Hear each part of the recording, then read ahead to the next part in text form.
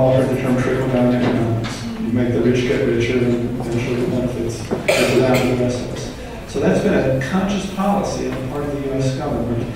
It's been accomplished primarily through tax cuts and deregulation. I'm going to make a recommendation of some reading for you. Normally I read economics journals, but I just happened to be looking at Rolling Stone magazine last week. There is the best article on tax cuts that I have ever read in the November 24th issue of Rolling Stone magazine. So let me highly recommend it to you. And finally, globalization. That term gets bandied about a lot. You hear it almost every day. What exactly does it mean? There have been two trends in the last 20, 30 years. One is technological change in communication and transportation. The second is free trade agreements. The combination of those two things have removed virtually all barriers to the flow of products, resources, money around the globe. And as a result, we have virtually a unified global economy. It no longer makes sense to talk about the national economy. We're all part of a unified global economy. So that's what globalization is. Now let me talk about the effects of globalization. It's been estimated that in the last 20 to 30 years, 2 billion new workers have been added to the global labor force. Did many people get born in the last 20 years? No. For one thing, the collapse of communism, the fall of the Iron Curtain meant that everybody living in Eastern Europe and the Soviet Union became part of the global labor force. Throughout the world, there were people who 20 years ago were subsistence farmers, basically supporting themselves on land. They've now either migrated to cities or factories have moved to them. They are now working in jobs where they're in direct competition with workers throughout the rest of the world.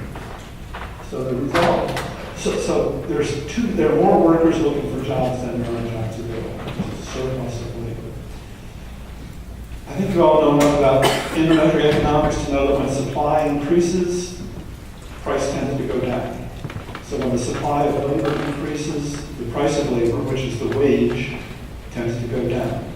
So there's been a stagnation of wages throughout the world. Wages simply are not keeping pace with economic growth.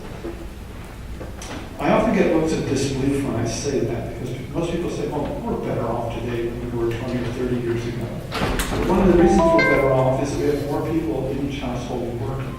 It's not so much that wages have gone up, it's that more people are working.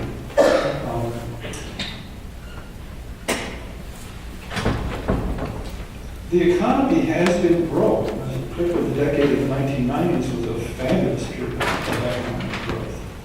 So if wages have been stagnant and the economy's been growing, which means that there's been an increasing concentration of wealth and income.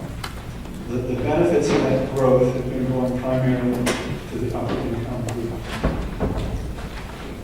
Now, the last point, I need to make an argument that I have trouble getting my students to understand, so let's see if we can do it in about 30 seconds here. High-income families tend to save a larger percentage of their income than do low-income families. Makes sense to everybody? If you're low-income, you're spending virtually all your income just to meet basic necessities. If you're wealthy, you've met all your necessities, you've got your luxuries, and you've probably still got money left to save. So as income has concentrated, as it has shifted into the wealthiest portions of society, the amount of saving has gone up because those households tend to save more of their income. Okay. Now, the crux of my argument. How did excessive saving cause the Great Recession? I'm going to explain each of these points briefly. A large pool of financial capital. Every time somebody saves money, chances are they don't put it under their mattress or bury it in the tin can. They put it into a bank. They buy shares of stock, mutual funds, whatever. It goes into the international financial system. And there it becomes a large pool of money, or with a more technical term, financial capital, that is available for investing.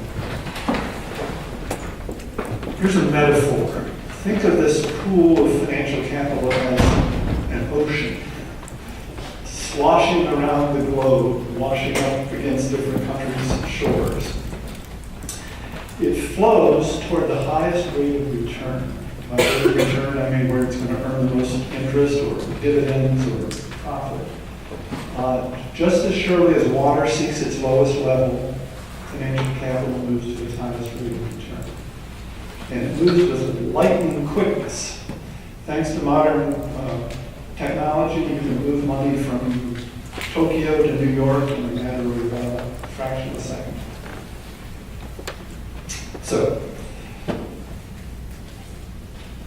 if you think of this capital as an ocean, it would be fair to say that a tsunami hit Wall Street in the early part of this decade. There was so much savings, so much of this financial capital looking for a home, looking for a place to be profitably invested. And Wall Street was the preferred destination. Why? Because the U.S. has the least regulated and most sophisticated financial markets anywhere in the world.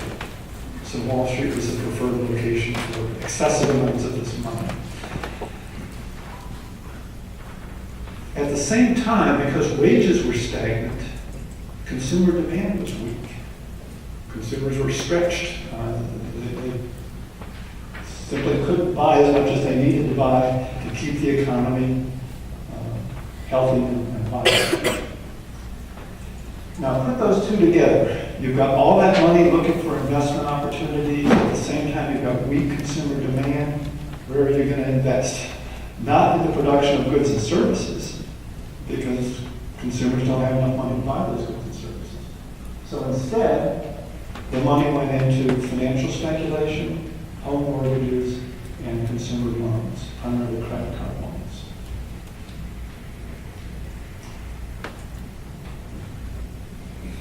Do you see how this gives you a different picture on what happened?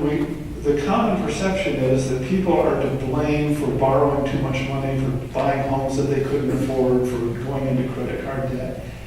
The truth is more that Wall Street was pushing this money on people. Much like the drug dealer gives his potential clients a free dose to get them hooked, this money was being pushed on people. Have you all heard of a ninja loan? N-I-N-J-A, ninja loan? It was an acronym that was developed back in the heyday before the crash. Banks would give loans, and ninja stood for no income, no job, no assets. In other words, you could get a loan without if you were willing to sign your name with a dotted line, you'd get the loan.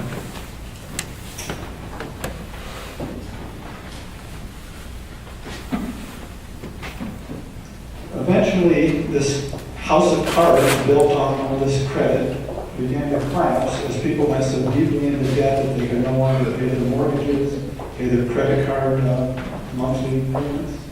Defaults began to increase.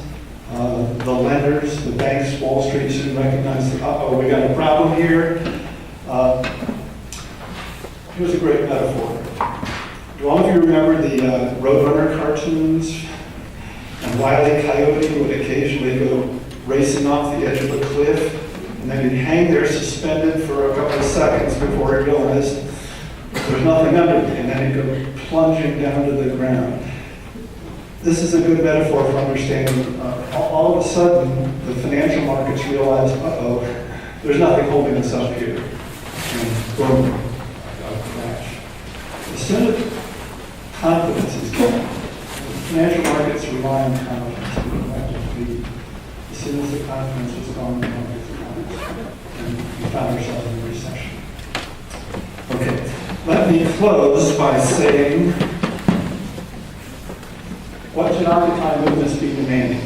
You're all aware that one of the main criticisms of Occupy movements is they don't have any specific demands. What is it that people want? Quit camping out on our parks unless you've got some specific demands. I've heard a couple of demands made. One is a tax on all financial transactions.